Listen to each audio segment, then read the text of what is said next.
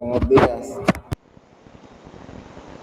Bueno, mientras me voy acercando al sitio donde tengo el equipo con la presentación, quería ir comentándoles algunas de los ajustes que vamos a hacer para la próxima clase, que es el martes de la semana que viene. Entonces, si alguno de los que están presentes, ojalá estén todos, porque no voy a repetir el anuncio.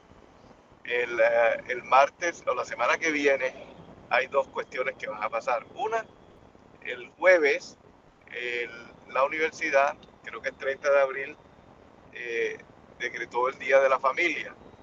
Luego, entonces, al parecer, no va a haber clases en la presencial en la universidad. No sé si me puedan disculpar la universidad de que yo lo pueda dar virtual, pero nosotros realmente no estamos tan atrasados en el programa, pero podríamos aprovechar de pronto para hacer una reunión para revisión de los trabajos finales. Es decir, que no será presencial como me hubiera gustado a mí, pero entonces podemos aprovechar ese tiempo que no podemos dictar clases presenciales en la universidad para poder ir revisando el tema del trabajo final, ¿no? Eso sería un primer anuncio. Eso de todas maneras, pues voy a poner una agenda porque la intención, aunque debería ser así, que todos puedan entrar durante esa jornada, porque así sea que el primer grupo quiera preguntar algo, pues esa respuesta o ese intercambio le puede servir al resto de los grupos. Así que de pronto lo podemos hacer como si estuviéramos directamente en el salón de clases, ¿no? Eso sería el jueves de la semana entrante, que como les dije, fue decretado el día de la Familia UDCista, y entonces podríamos aprovechar ese horario. De pronto, como no tendrán clases, me imagino, de ninguna especie, no tendrá que ser tan 7 de la mañana para que tampoco tengan que levantarse tan temprano ese día. A mí realmente me da lo mismo, así que puede ser a las 7 o puede ser a las 8, ¿no? Ese es el primer anuncio, aprovechando el tiempo mientras me desplazo. El otro anuncio tiene que ver directamente con lo que le toca a la curaduría la semana entrante y obviamente a todo el curso, porque este tema algunos lo han hecho muy bien, otros realmente no quiero que se convierta en que yo presento y los demás simplemente eh, atienden lo que está hablando el compañero como si fuera un reemplazo de la clase, que es lo que menos se quiere. O sea, lo que se quiere es que haya una posibilidad de interacción, que ustedes puedan entender o terminar de entender lo que leyeron, o si es el caso, hasta generar un pequeño conversación, ¿no? Entre lo que el compañero está exponiendo y lo que ustedes leyeron, para ir aclarando, ¿no? Esa es una primera observación, que algunos lo han cumplido, otros realmente no, pero yo creo que es un tema de que se puede observar, porque yo a veces me paro y me he parado y he visto que algunos tienen anotaciones hechas en sus cuadernos, es decir, que hay algunos que sí, de manera juiciosa, hacen el ejercicio de leer y no intervienen porque realmente han entendido toda pero igual, si ven algún compañero que está tratando de explicar algo, y si ellos tienen una forma de que entendieron mejor, pues se puede parar y decir, mira, eso es como si cogieras una rama de tal y hicieras esto, y entonces la gente puede entender mejor con un ejemplo de otra forma, como lo entendió algún compañero. De eso se trata el tema de los martes. Pero este martes, ya revisando la temática, es un tema bastante, no digamos pesado, porque yo creo que ya a estas alturas ustedes pueden eh, manejar cualquier tipo de tema, sino que involucra un conocimiento ya un poco más amplio de las ecuaciones de Saint-Venant, y que no sé si las alcanzaron a ver en hidráulica, pero ese conocimiento muchas veces demanda una alta eh, explicación matemática y demostrativa. Entonces, a los que van a hacer eso, como se han dado cuenta que algunos se ponen a escribir en el tablero, que es bueno, pero realmente el tiempo apremia, y de pronto nos demoramos media hora para escribir una ecuación. Algunos tienen la letra muy pequeña, otros de pronto muy grande y no caben en el tablero. Entonces hay que venir con algo mejor preparado para el entendimiento, y no es difícil, porque si se dieron cuenta en la presentación que hicieron sus compañeros la semana pasada, pues hicieron una presentación muy buena que yo creo, no sé si fue en Canva o qué, pero uno con estas ayudas de inteligencia artificial, porque yo no estoy pidiendo que sea 100% hecho por ustedes. Ustedes se pueden apoyar en la inteligencia artificial para generar unas diapositivas sobre un tema que es rápido, que ustedes ya entendieron, ya leyeron, ya interiorizaron y quieren tener una mejor presentación, es simplemente con la ayuda de la inteligencia artificial. Yo no los voy a castigar por estar usando una herramienta. Al contrario, me gusta que sea así. Incluso creo que uno de sus compañeros en esa presentación puso imagen generada por IA, y las imágenes lo que sí tienen que hacer es revisar que la imagen esté interpretando lo que ustedes estén diciendo, porque ya me ha sucedido en semestres anteriores que colocan una imagen y ni siquiera le hacen curaduría a la imagen y ponen unas flechas que no tienen ningún sentido. Y entonces la dejan así porque piensan que la inteligencia artificial, por eso tiene la palabra inteligencia, pero ustedes tienen que pulir los elementos o lo que coloca la inteligencia artificial. Él simplemente nos va a ayudar a tener rápido unos esquemas.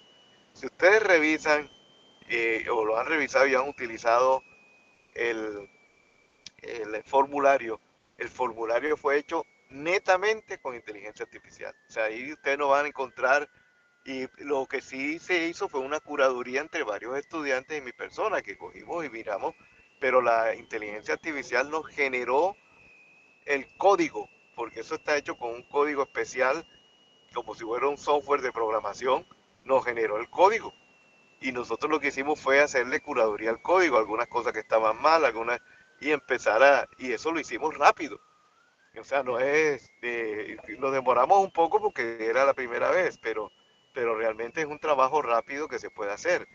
Entonces, de igual forma, les digo, no tienen por qué, o sea, yo aplaudo que puedan hacer las cosas a mano, a papel y eso, pero ya cuando se va a explicar algo en la clase y necesitan ecuaciones o figuras bastante complicadas, pueden incluso sacarle una fotocopia como hacía uno antes y pegarla en la diapositiva. Eso también puede ser válido, porque estamos tratando de abarcar un conocimiento. Incluso hubo una vez, no en este semestre, que alguien hizo un dibujo a mano y le sacó una fotografía y lo puso en la diapositiva. Genial.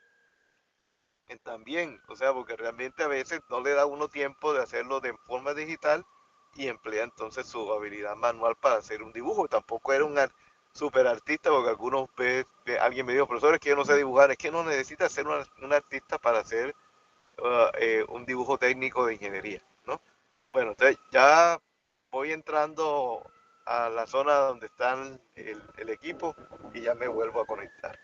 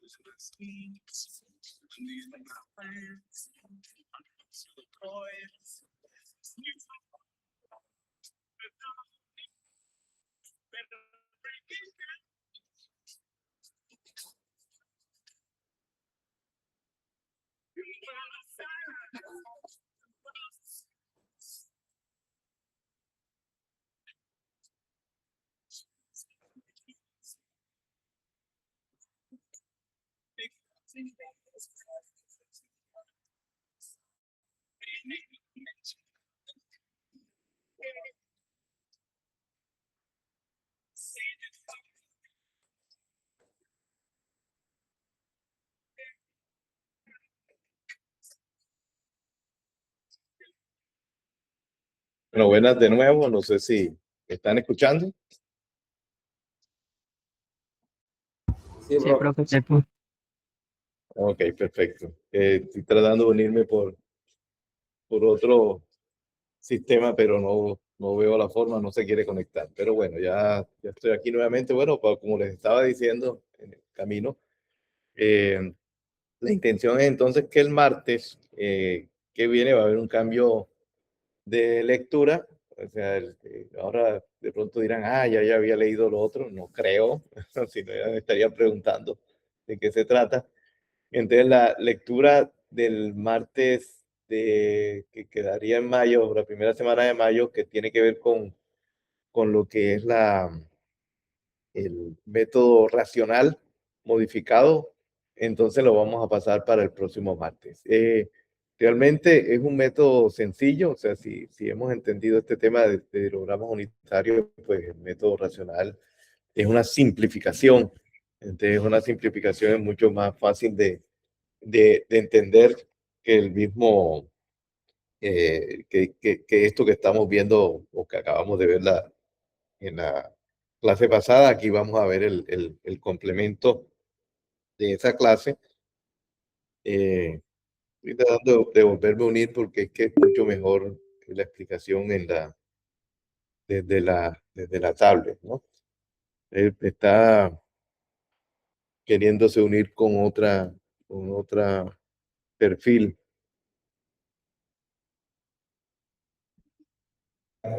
Profe, disculpe una Un pregunta. momentico. La,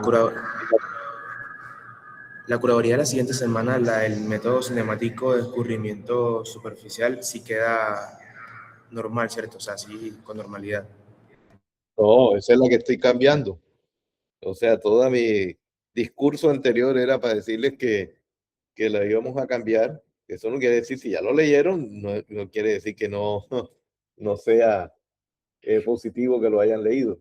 Al contrario, ¿no? O sea que les va a servir. Parece ser que no sé por qué tengo internet en una parte. En este caso, la Entonces, La idea que ustedes van o sea, la curaduría quedaría a para la primera semana de mayo, de la semana 10.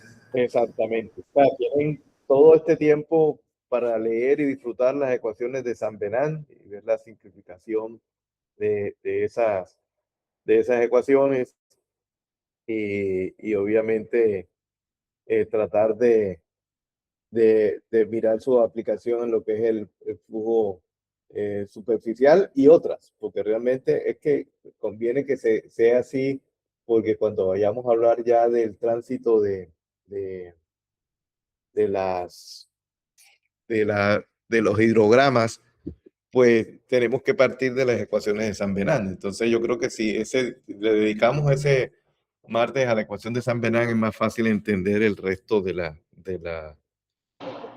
Profe, de una la clase, pregunta. ¿no? Dígame. Entonces, la semana 11 y la semana 12 también se correrían una semana. Sí, se corre en una semana. Eso no, incluso de pronto ni se va a haber necesidad de correrla, porque prácticamente cuando hablemos de las ecuaciones de San Benán, al igual vamos a tratar de vincularlas a lo que es el tránsito de creciente. Entonces, se puede dar incluso los dos temas en la semana. O sea, porque ya prácticamente deben estar leyendo de todo. O sea, ya casi se deben estar leyendo todo el libro de hidrología.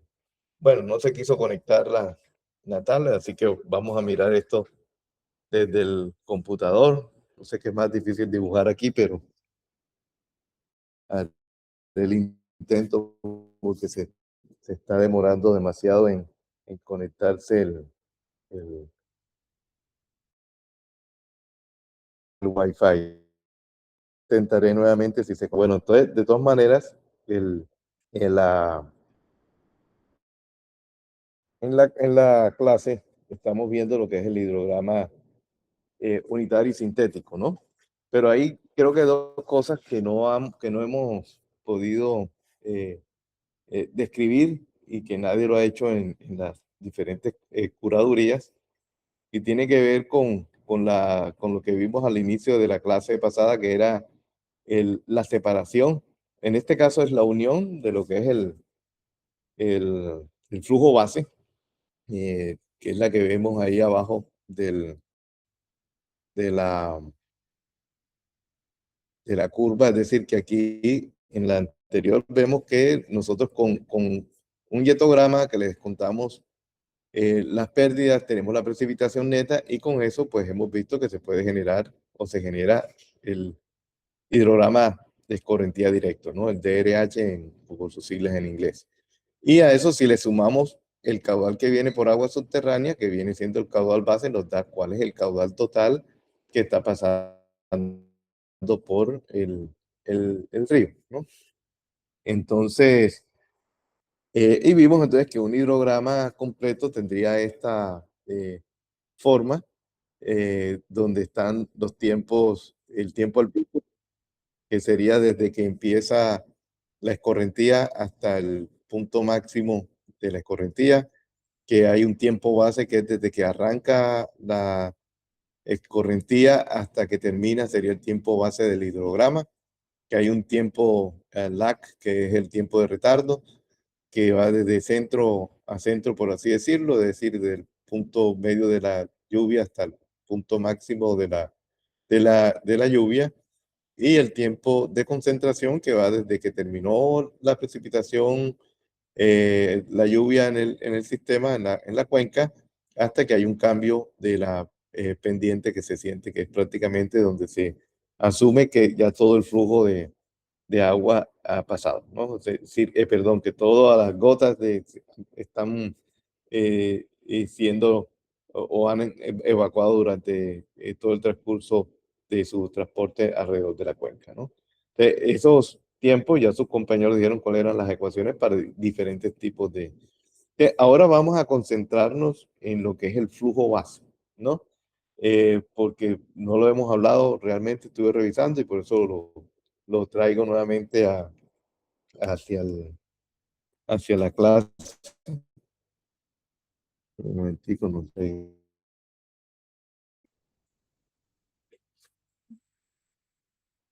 Entonces, la intención del flujo base es contar realmente cuál ha sido el,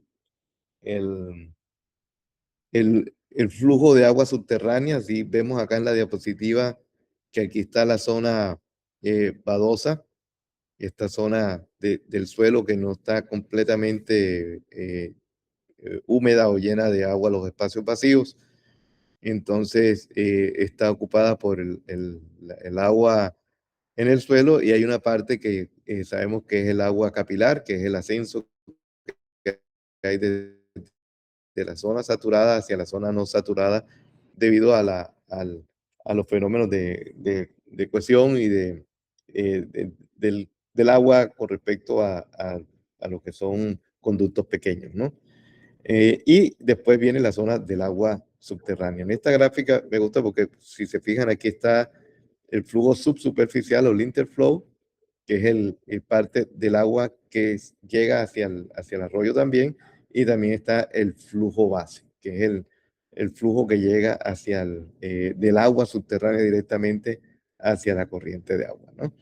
Y sabemos que por eso es que las corrientes de agua en verano, cuando no hay que es esta situación, que es un corte de un arroyo, aquí está el nivel freático, se une con el nivel del agua acá y prácticamente lo que vemos entonces es el flujo de agua entrando en el arroyo, ¿no?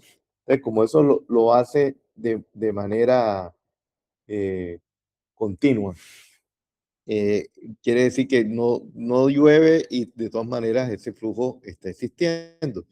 Y ese flujo va a depender de esto, si hay un nivel del agua por encima, obviamente para que ingrese ese flujo base, ¿no? En el caso contrario, puede ser que en vez de ser un arroyo que esté recibiendo recarga, es el que da recarga al acuífero. Entonces, en este caso, el nivel del agua del arroyo está por encima del nivel de lo que es el nivel freático. Entonces, si los estratos del suelo lo permiten, pues va a haber entonces un flujo de agua que va desde el arroyo hacia la zona del acuífero o lo que es el agua subterránea. Eso lo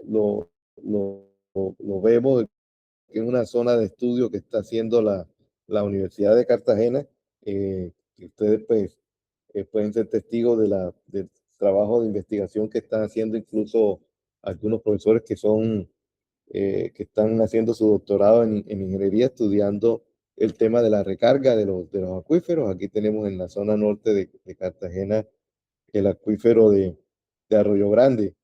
Y esa zona de estudio, pues es prácticamente la zona en la cual se está mirando temas de recarga. El Arroyo Grande, pues recarga el acuífero que tiene el mismo nombre, de Arroyo Grande, ¿no? Esa es la forma como sucede el flujo base. Pero entonces en un hidrograma, esto es lo que nosotros tenemos, ¿no? Este es el agua, empieza a llover y asciende, hay un ascenso. De pronto aquí hay un cambio de la intensidad de la lluvia y nuevamente llega un ascenso hasta que llega a su punto máximo. Hay un punto de inflexión, es decir, aquí viene lo que es la curva descendente del hidrograma, tiene una pendiente y después hay un cambio de pendiente, este es un punto de inflexión y ya después vuelve a descender casi que de manera exponencial. Entonces nosotros, si tenemos las mediciones, es decir, los datos de medición de la curva, ustedes que podríamos hacerla. Bueno, ya parece ser que sí va a servir la tablet. Ahí está solicitando ingreso. A ver cómo hago.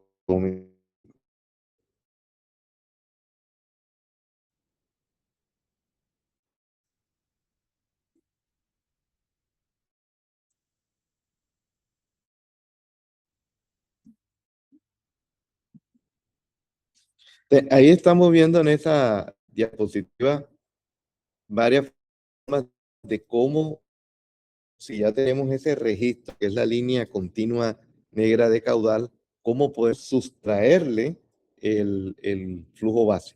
Podemos sustraerle el flujo base.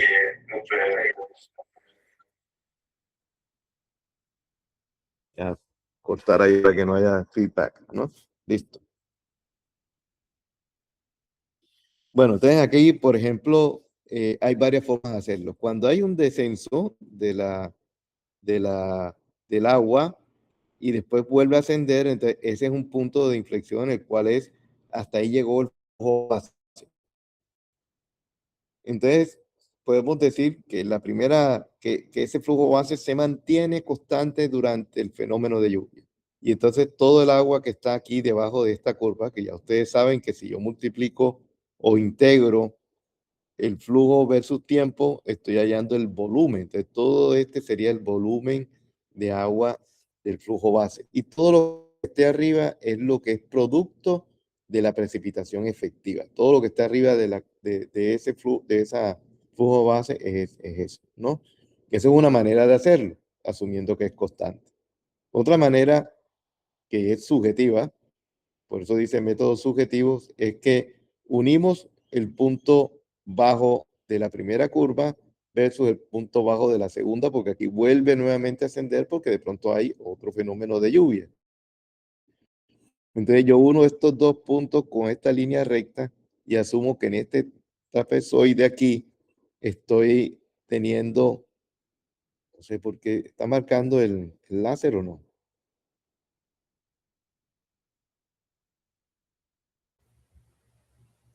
No, profe, no. ¿Ustedes están viendo el láser o ahora sí? Ahora sí, ahora sí. Ah, ok, bueno, entonces yo uno este punto con este punto y entonces asumo que todo este caudal que está aquí abajo es el flujo base y si yo se lo resto al caudal total me va a dar cuál es el hidrograma de, de escorrentía directa, es decir, que es el que depende nada más de la lluvia, ¿ya? Y otra metodología es que yo cojo el punto más alto del hidrograma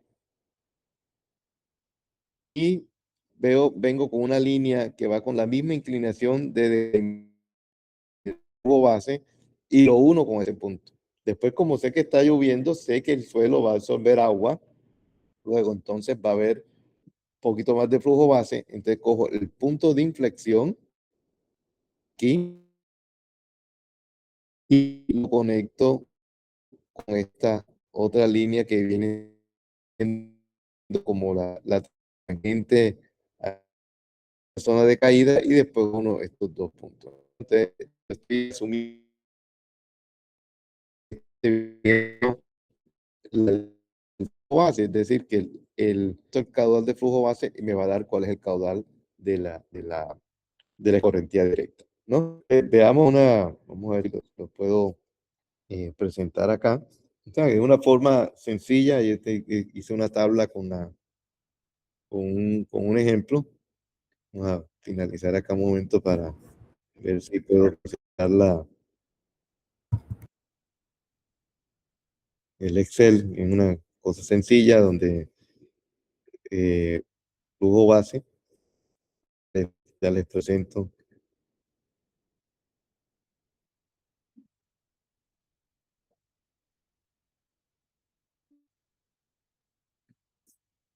Me imagino que están viendo el Excel.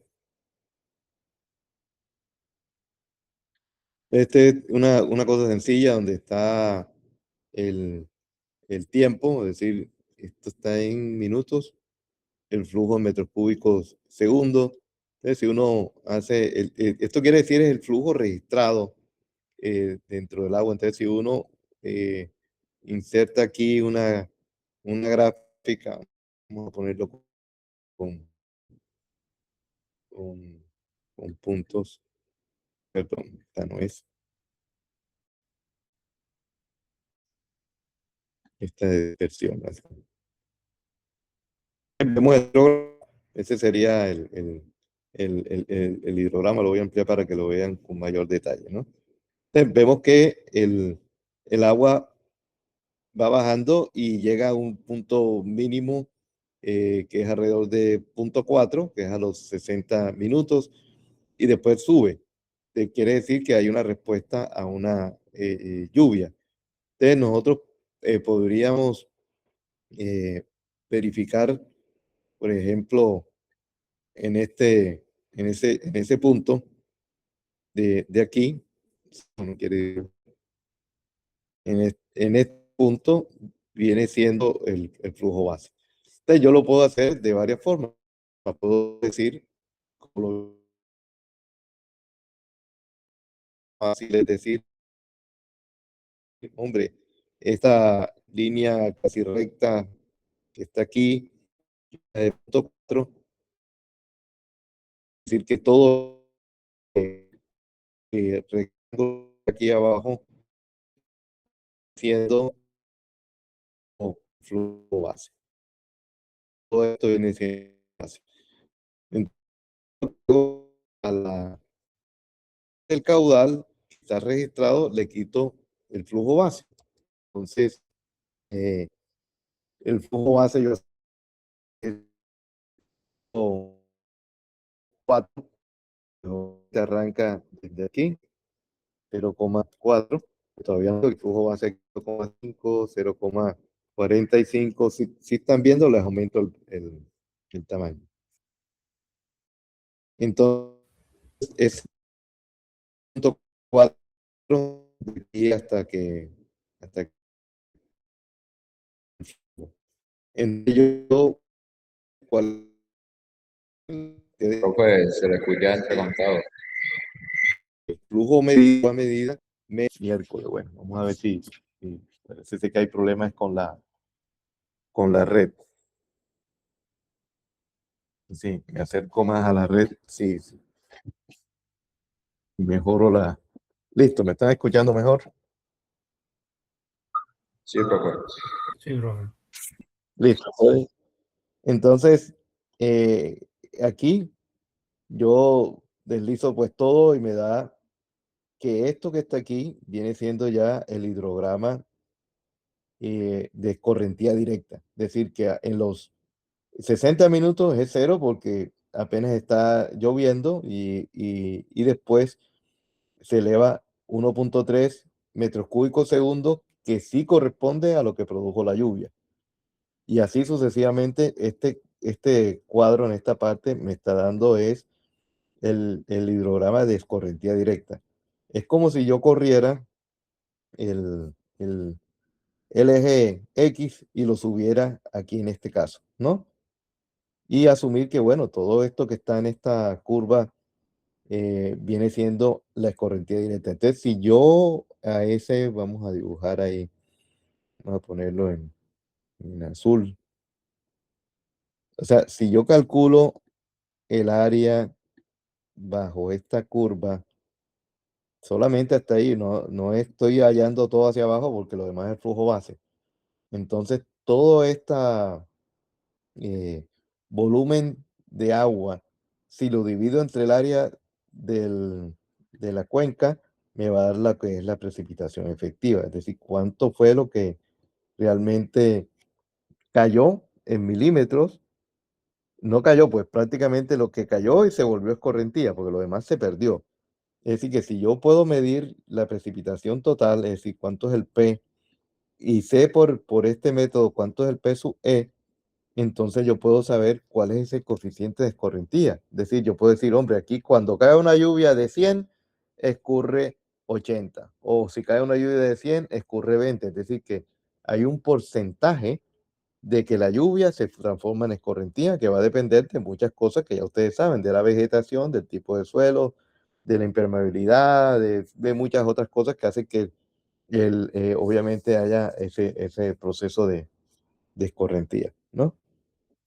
Bueno, esa era la metodología para hacer, que son muy sencillas, es decir, la otra pues prácticamente aquí es un poquito difícil ahora que uno tiene el punto máximo, el cambio de, de la pendiente, entonces uno viene aquí con la línea recta y traza hasta que se encuentra con esta, perdón, y esta pues obviamente hasta que se encuentra con esta y aquí esto. Entonces esa es una forma de cómo también hacer lo que es el flujo base.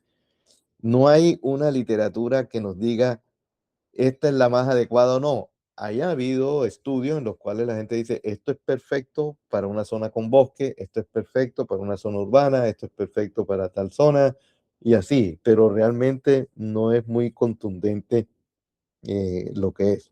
Por eso la ciencia ha avanzado a este tipo de metodología que se llama el de filtro digital. Ahora voy a salirme de Excel y voy a mostrarles la tecnología de filtro digital. Ya un momentico eh, hago la presentación.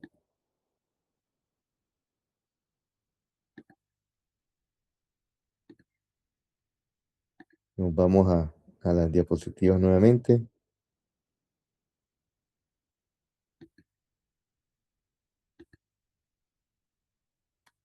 Bueno, entonces, ojo, o sea, porque yo o sea, esto se entiende si ustedes prestan atención y preguntan qué es el filtro digital. Es una tendencia en la cual, bueno, cuando incluso pues se utiliza mucho para corrección de temas de ondas y otras cosas más. Es decir, que aquí se basa en ese principio del procesamiento de señales que se utilizan en electrónica, donde se separan las señales de alta y baja frecuencia, ¿no? En este método lo que hace es que la señal de respuesta rápida, que viene siendo la escorrentía superficial, que es una respuesta rápida, se separa de una señal de respuesta lenta que viene siendo el flujo base, ¿no?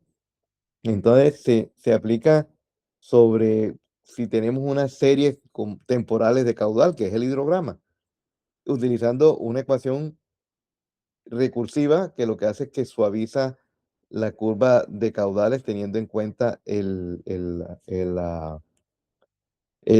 flujo base, ¿no?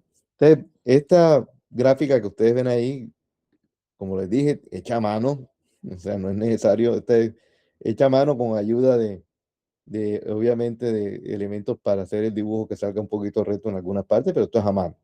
Este es el hidrograma. Este hidrograma, lo que está en azul, es decir, que es la suma del caudal base más el caudal de escorrentía. O sea, ese es el hidrograma que asume que estamos sumando caudal base más caudal de escorrentía. ¿Estamos? O sea, eso es lo que es la definición. Hasta ahí está entendido, ¿no? Es lo más sencillo, es definición de hidrograma. O sea, ustedes, nosotros, cuando vamos a medir, no sabemos si estamos midiendo caudal base o escorrentía directa. No lo sabemos, pero esta metodología va a permitir hacerlo de una manera diferente a las otras metodologías.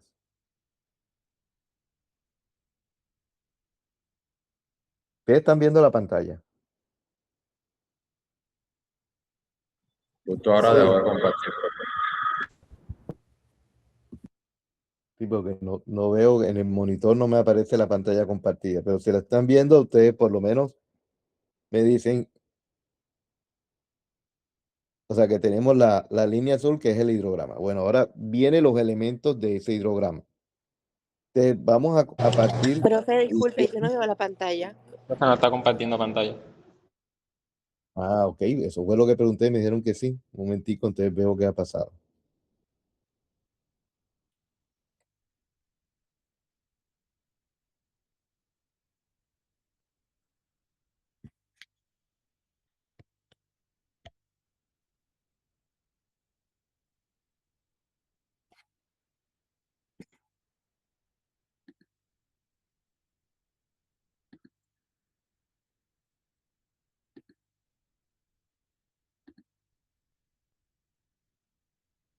Y eso que no son las ecuaciones de San Bernard, o sea, ¿qué tal si fuera, se volvería más loco el computador?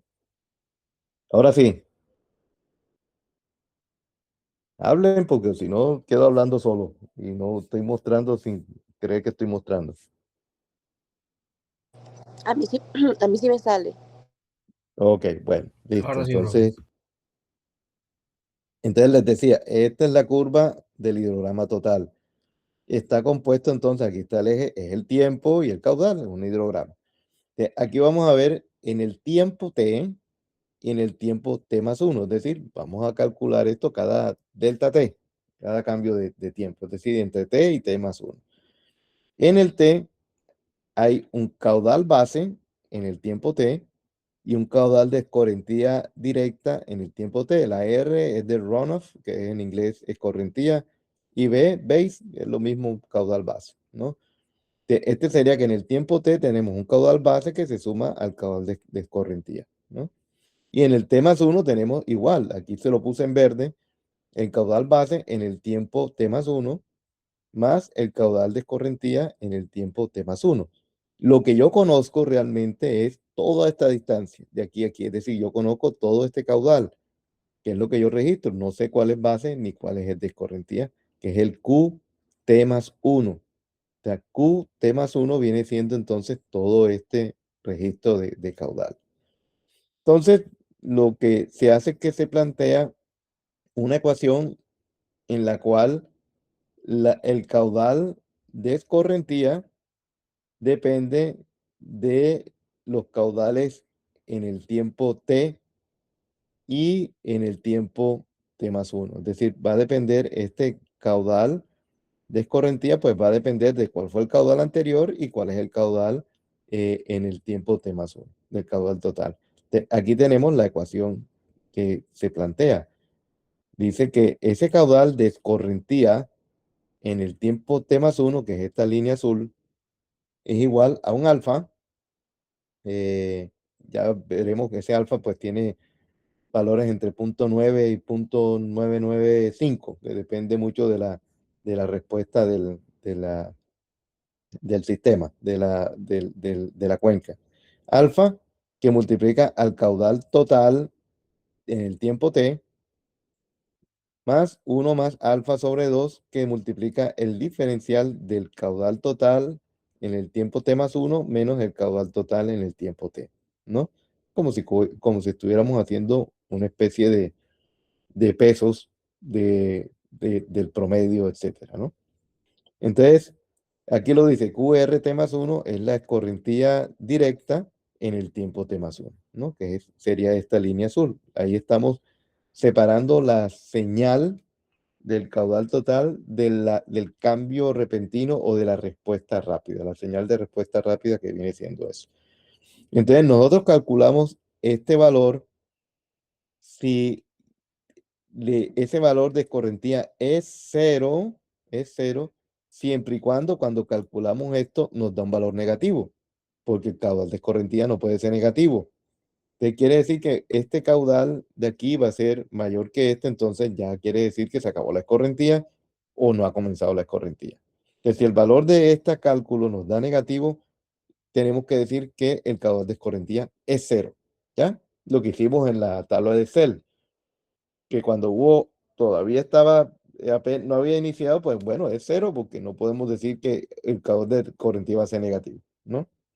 Y el valor de la escorrentía es QT+1, es decir, el valor de la escorrentía es igual al total, siempre y cuando el caudal de la escorrentía en el tiempo t+1 sea más grande que el caudal total. Es decir, si a nosotros este valor, esto que está aquí, nos da más grande que el registrado, imposible. No puede haber más escorrentía que la que nosotros registramos. Es decir, si nosotros vamos al río y medimos 3 metros cúbicos por segundo y calculamos y que sí, vamos a separar la escorrentía y nos da 5, no puede ser 5, tiene que ser igual a 3. Entonces quiere decir que no hubo caudal base en esa parte de la señal, ¿no? Entonces, esto es como un condicionante para que el valor de esa escorrentía directa esté entre 0 y el valor registrado. No puede ser más. ¿Ya? ¿Está entendido eso?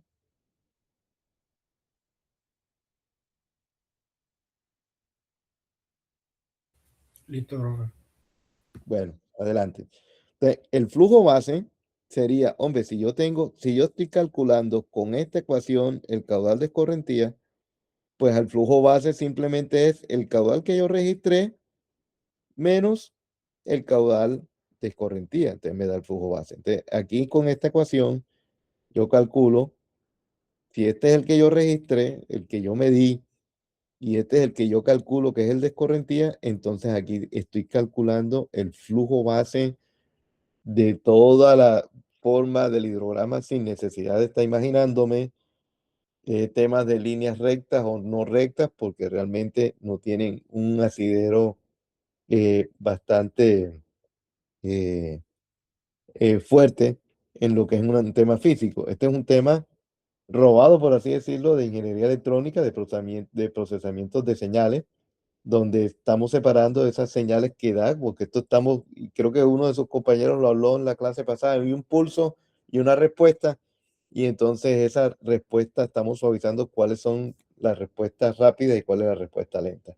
Entonces, esta es una metodología nueva, este es apenas el segundo semestre que se dicta esto, yo creo que más nadie en hidrología de pregrado la ha visto, de cuál es el tema de filtro digital para el cálculo del flujo del flujo base, ¿no?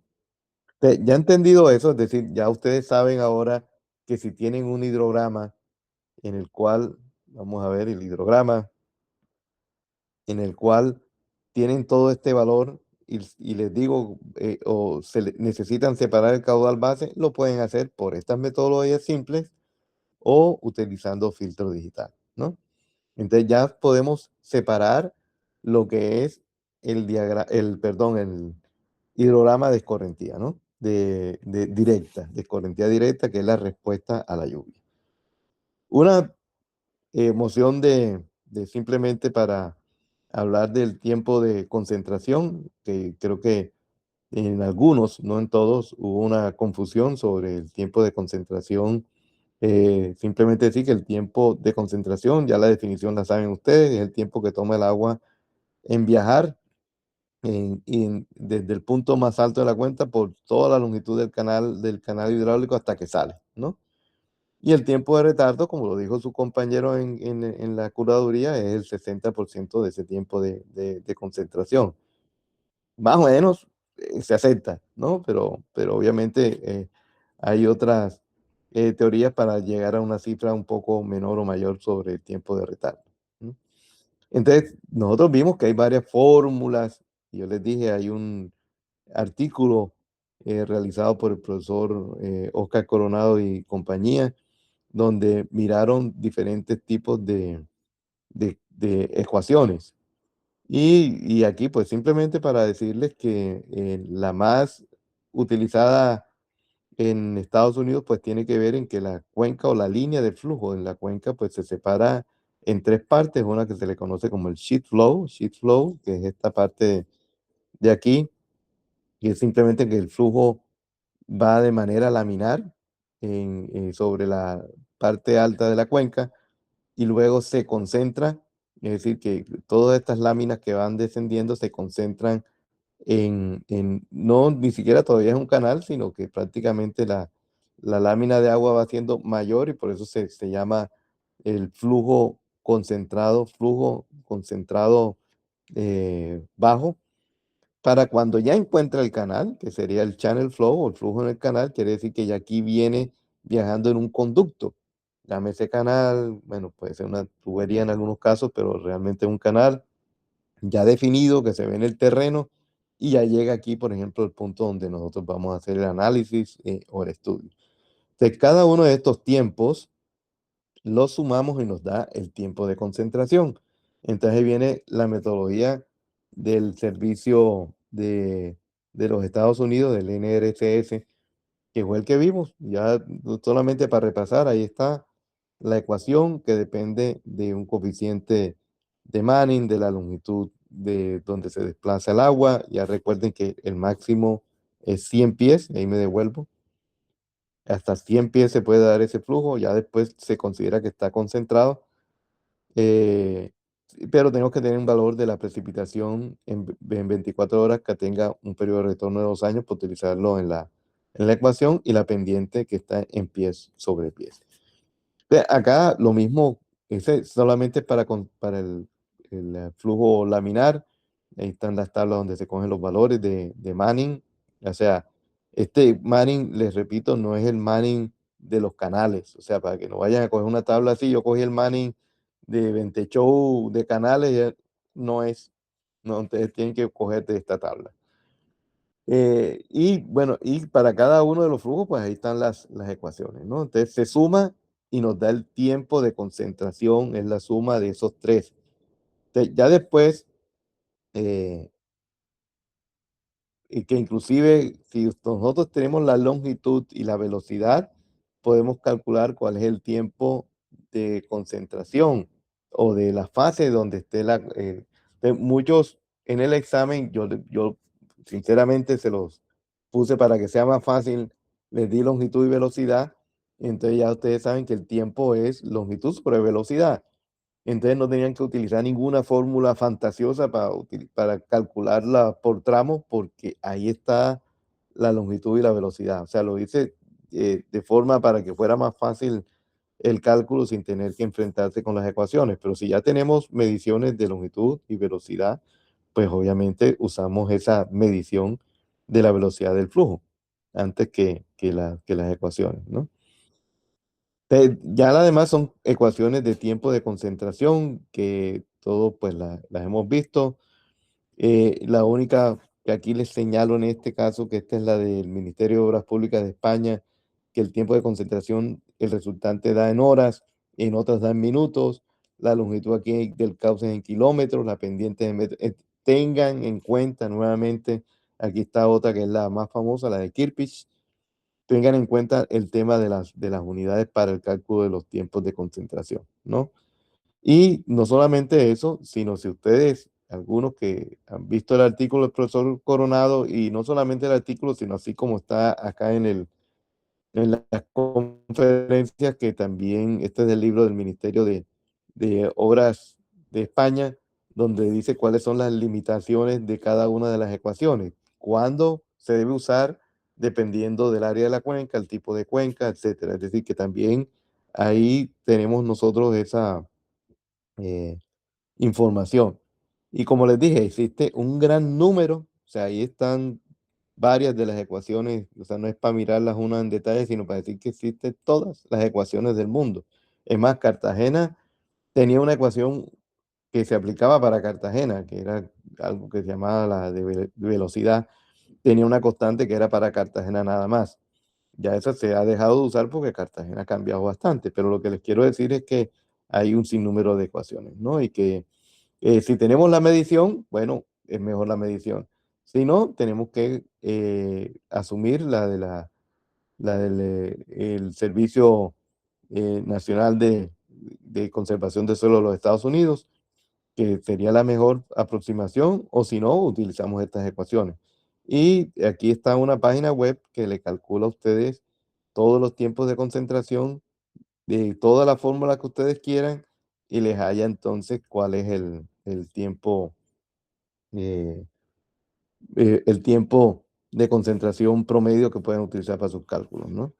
Aquí está el resultado del trabajo de investigación que hicieron los de maestría con el profesor Coronado sobre ver cómo era el diagrama este de caja de bigotes. Cada uno de estos son las metodologías de, de tiempo de concentración que ellos investigaron y lo compararon con el del conservación del suelo de los Estados Unidos para saber quiénes estaban más cerquita de la metodología convencional y quiénes eran los que más se alejaban de esa metodología. Es un trabajo realizado en cuenca urbana. Un momentico que esto me está en cuenca urbana, eh, donde se denota pues cuál es la importancia de la selección de estos eh, ecuaciones y obviamente también de los parámetros de estas ecuaciones es crucial para obtener pues obviamente las estimaciones precisas de lo que es el tiempo de concentración, ¿no? Y que una selección inadecuada puede resultar en errores bastante significativos en diseño y análisis, porque como ustedes lo van a ver, el tiempo de concentración lo vamos a utilizar para diseño. Entonces, si nosotros partimos mal de ese dato, pues obviamente todo va a estar mal, ¿no? Entonces, pues este estudio pues subraya ese tipo de análisis. Esto es para la ciudad de, precisamente creo que es Montería, no sé si trato de ver. Entonces, pues con más razón puede servir mucho este estudio para los que están analizando el tema de la inundación en Montería. Bueno, y pasamos a lo que ya eh, hablaron sus compañeros de lo que son los hidrogramas sintéticos, el unitario, precisamente, porque el unitario, ellos pues establecieron, yo sé que alguno habló del, de la, un momentico que esto no me quiere transformar ¿aló? Hola, profe. Sí, sí me están escuchando, ¿no? Parecía que se quiso borrar esto. Ya. Listo, ahora parece ser, sí, ya salió nuevamente Bueno, esto es como una gráfica que me gusta mucho, ese del libro de texto. Entonces, cuando uno analiza el comportamiento hidrológico de una cuenca, una de las preguntas fundamentales siempre es cómo se transforma la lluvia en caudal. Entonces, esta transformación realmente no es directa, ya que la cuenca, pues ya todos sabemos que es un sistema que infiltra, almacena, retrasa y finalmente libera el agua en forma de escorrentía. Entonces, en ese contexto, pues el hidrograma unitario es una herramienta que representa esa respuesta de esa cuenca hidrográfica en términos de caudal a lo largo del tiempo. Es decir, lo que es el hidrograma viene siendo la salida de ese modelo. Pero se llama unitario porque la lluvia se le conoce la magnitud de la unidad, ya sea un milímetro o un centímetro, que estamos asumiendo que está distribuida uniformemente en el espacio durante un intervalo de tiempo específico, un delta T de 5 minutos, 10, 20 minutos. Decimos, este hidrograma unitario es para un delta T de 20 minutos o de 10 minutos. Es para una lluvia de una unidad. La lluvia es la unidad. Entonces se resalta ese tema de unitario, esta función. No significa que sea pequeñito, sino que está normalizado, lo que permite, como lo dijeron sus compañeros, escalar la respuesta. Si la lluvia ya no es 1 milímetro, sino 2 o 3 o 4, entonces nosotros multiplicamos por 4 para tener entonces el hidrograma. Es decir, si aquí tenemos la función y aquí tenemos la lluvia efectiva multiplica los valores del hidrograma unitario para que nos dé el hidrograma de esa lluvia, ¿no? Y nos da entonces la señal de salida del caudal. Entonces, acá hay dos, esta sí ya la vimos en la clase y las ecuaciones también las vimos en la clase con sus compañeros. Y aquí está la explicación que hacía Snyder hace un tiempo de la señal. Aquí está la señal de una unidad, en este caso milímetros, en un delta T, aquí bueno, puso una hora. Entonces esta sería la respuesta el, a esa señal unitaria. Y entonces uno aprovecha eso para escalarla. Entonces uno puede tener en el tiempo una señal que duplique la señal unitaria. Te quiere decir que cada una de las ordenadas del hidrograma unitario lo multiplico por 2 y me da las ordenadas del hidrograma cuando llueve 2 milímetros en un delta T de una hora. Es decir, el delta T no ha cambiado.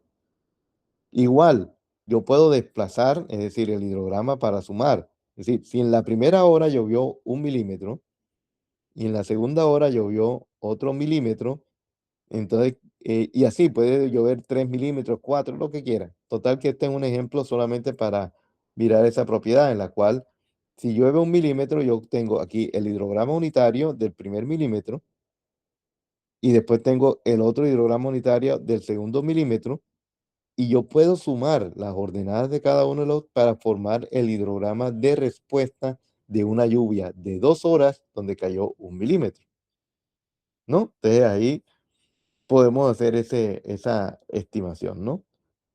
Y entonces cuando llueve de manera diferente, es decir, que llueve en un primer momento 2.5, después llueve 4.2, o sea, estamos hablando de precipitación efectiva, ¿no? Ya la lluvia llovió más de eso y efectivamente solamente se produjo 2.5, aquí en este caso 2.5, después 4.2 en las siguientes 3 horas, después bajó a 1.8 en las siguientes 2 horas, ¿no? Entonces, como fíjense que el delta T es el mismo. Entonces, esta barra que está aquí, que es de 2.5 milímetros, entonces me produjo este hidrograma, es decir, que yo multiplico el hidrograma por 2.5 y me debe dar este hidrograma que está acá. Entonces, las siguientes 3 barras son estas que están aquí y las voy desplazando una hora. Es decir, ahí van desplazándose una hora porque ya este efecto del primero, después viene el segundo desplazado una hora, después viene el tercero desplazado una hora, hasta que llego, este es el último que está aquí. Y entonces ese hidrograma me genera, ese lluvia me genera este hidrograma que es el último. Entonces, para ver el compuesto de todos, pues yo sumo las ordenadas de cada uno para que me dé el hidrograma total de de la precipitación total efectiva. Esta me hizo generar este hidrograma total. Entonces, eso es lo que es el hidrograma unitario. Voy a ver si voy a hacer switch aquí para mostrar nuevamente en Excel. Si es que me sale Excel otra vez. No, vamos a ver. Sí, ya lo muestro.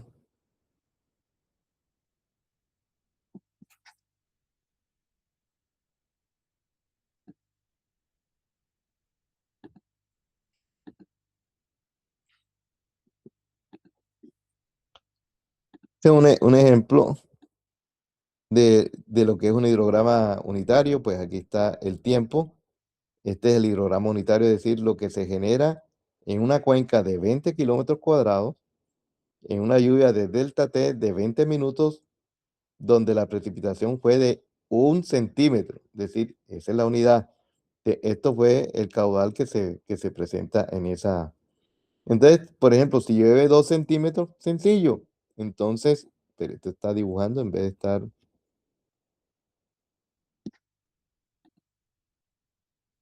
Sencillo, porque entonces yo lo que hago, voy a quitar esa cosita ahí porque no me deja poner cifra. Listo. Entonces yo lo que hago es que multiplico el hidrograma unitario por 2. O sea, esto lo multiplico por 2 y eso me va a dar el caudal. Vamos a ampliar un poquito más para que de pronto.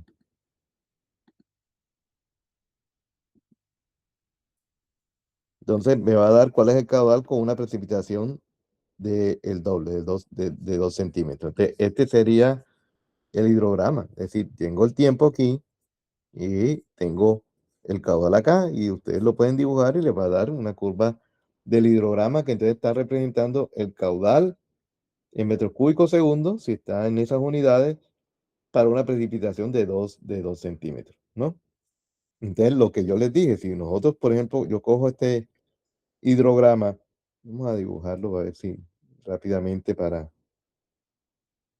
decirle lo que les dije en clase, que algunos sí sabían la respuesta y no dijeron. Entonces, por ejemplo, aquí está, este viene siendo el hidrograma unitario. Este no es el resultado, este es el hidrograma unitario. Y recuerden que yo les pregunté, hombre, si yo quiero calcular el área bajo la curva, o sea, si yo calculo el área bajo la curva, esta que está aquí, me va a dar el volumen de agua que escurrió. Es decir, si yo calculo ahí, pues me va a dar el volumen. Y obviamente, ¿cómo lo calculan? Hombre, ustedes aquí tienen, por ejemplo, un triángulo. Aquí tienen un trapecio aquí. Y así, o sea, pueden irlo dividiendo como hace una integración numérica, ¿no? Y van sumando las áreas de cada trapecio o rectángulo o triángulo que encuentren ahí. Entonces, suman todo y les da el volumen total debajo de la curva. Total, que ese es el volumen de agua que escurrió. Y si yo lo divido sobre el área de la cuenca, que en este caso son 20 kilómetros, entonces les pregunté cuánto debería dar o cuál es el significado de eso. Entonces, esta es precipitación efectiva. Y entonces, si es el hidrograma unitario, les tiene que dar la unidad, ¿no? Obviamente, si ponen el volumen en metro cúbico y el área en kilómetros cuadrados, no le va a dar 1. Pero si lo ponen en las mismas unidades, con tal de que les dé centímetros, le va a dar 1 centímetro, ¿no? Ese es el hidrograma. Como quien dice, lo que se debería hacer para verificar si es el hidrograma unitario. Uno calcula y ahí tenemos el volumen, ¿no? Yo creo que con esta explicación está entendido esa parte que se dijo también en clase, ¿no? Vamos a pasarnos a las diapositivas nuevamente para hablar ya de los sintéticos. Lista de moderador. Vamos a ver cómo.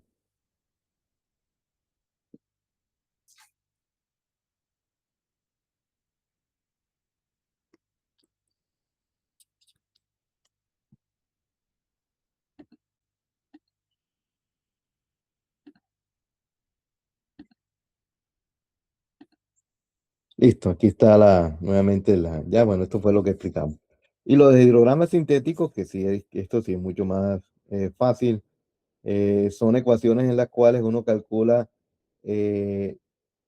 los caudales pico y dónde se presentan, y simplemente imagínense que lo están casi que dibujando. Usted ahí el hidrograma de Snyder, el hidrograma triangular del Soil Conservation Service, uno que se llama dimensional del SCS, Temes, que fue bastante utilizado, porque es un español, estuvieron trabajando por acá y pues se utilizó un sistema similar al de Snyder, etcétera, ¿no? O sea que ahí tenemos esas diversas formas de cálculo.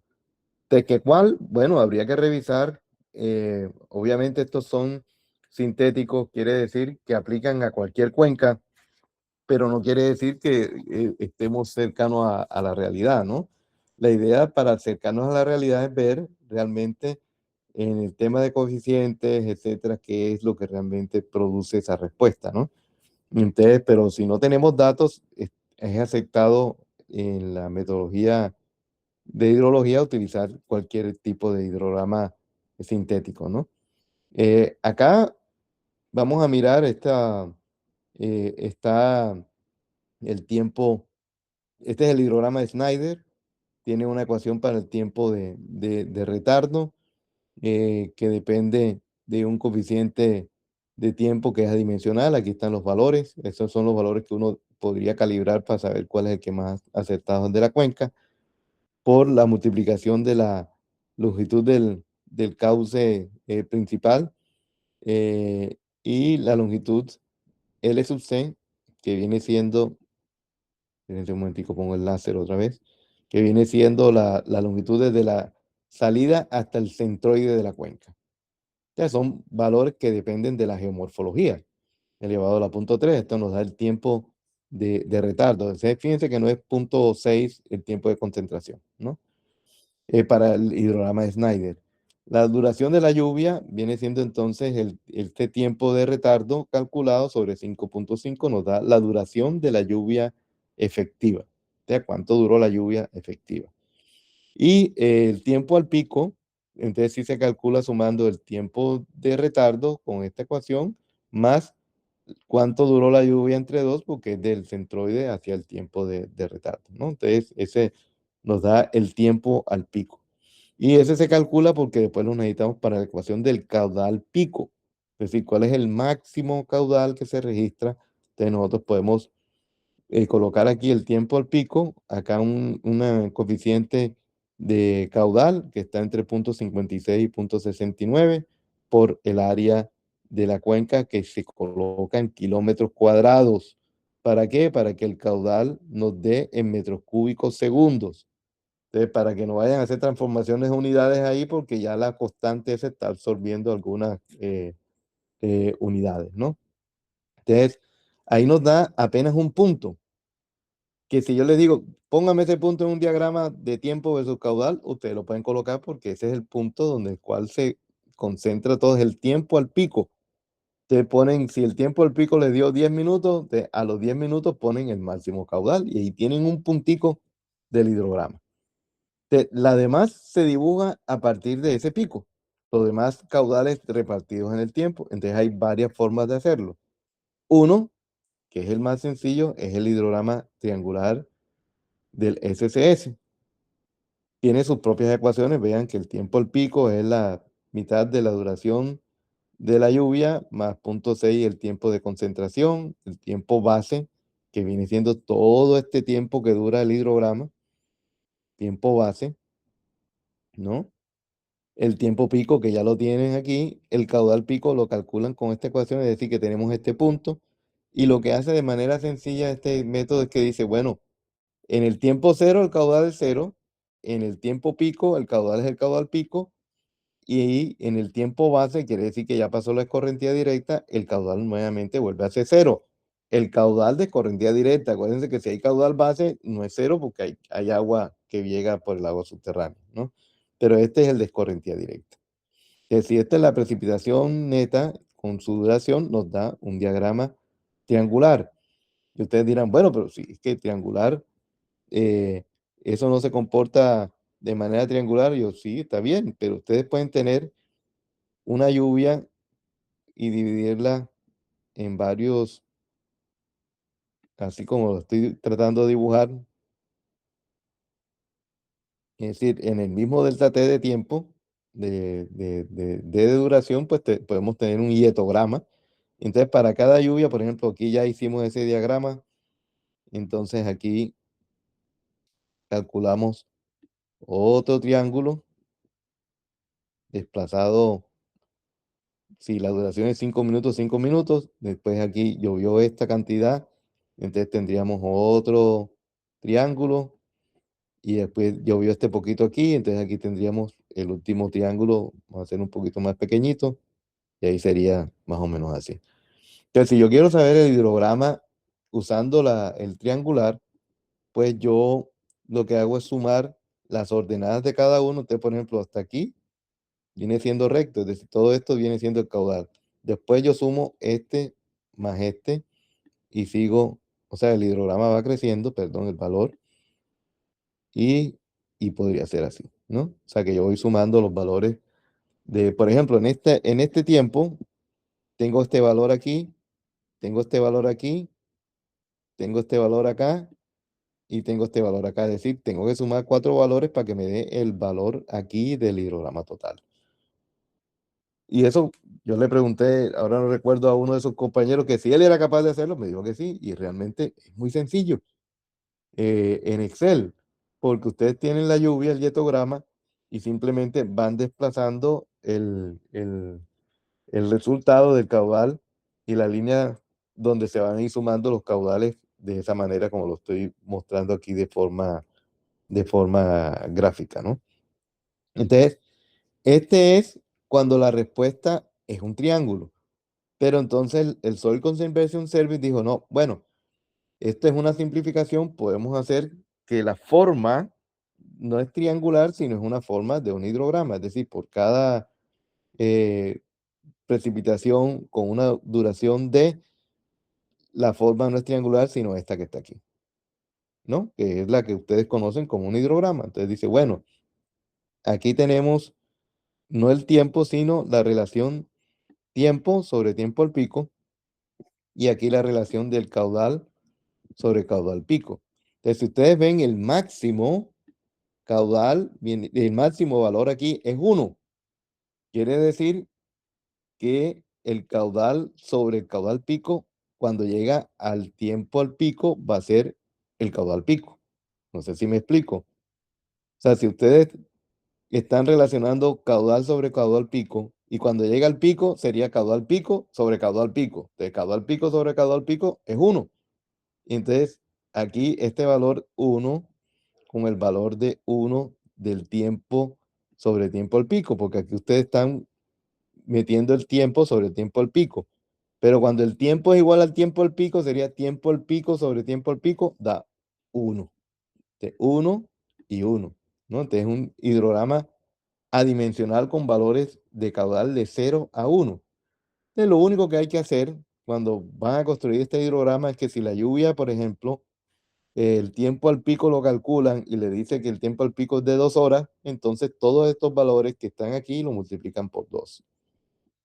Y calculan el caudal pico con la ecuación del SCS y multiplican entonces las ordenadas por los valores que están aquí. Aquí está el valor en la tabla, aquí está esta tabla. Ese es el gráfico. En esa tabla tienen el T sobre T sub P y multiplican por el tiempo al pico que calcularon y le da los tiempos relacionados con las ordenadas que son los caudales que multiplican el caudal pico por esta relación y les da el caudal. No sé si ahí me entendieron cómo es la metodología con esta gráfica.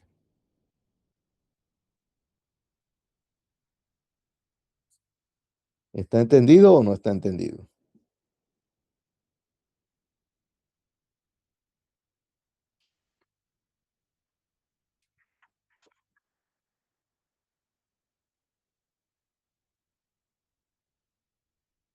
Espero respuesta, porque parece que estuviera hablando solo.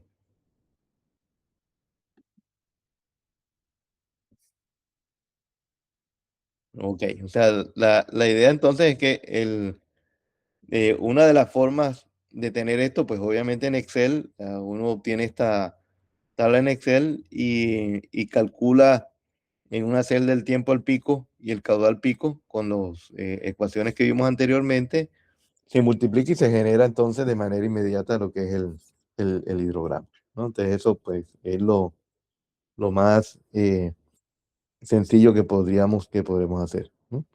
Bueno, y así cada hidrograma tiene sintético, tiene sus ecuaciones para hallar su tiempo de retardo, su tiempo al pico, su caudal pico, y con base en eso se construye el hidrograma sintético. Y después, bueno, ya como les dije al inicio, en la próxima clase vamos a hablar con la curaduría de lo que es el,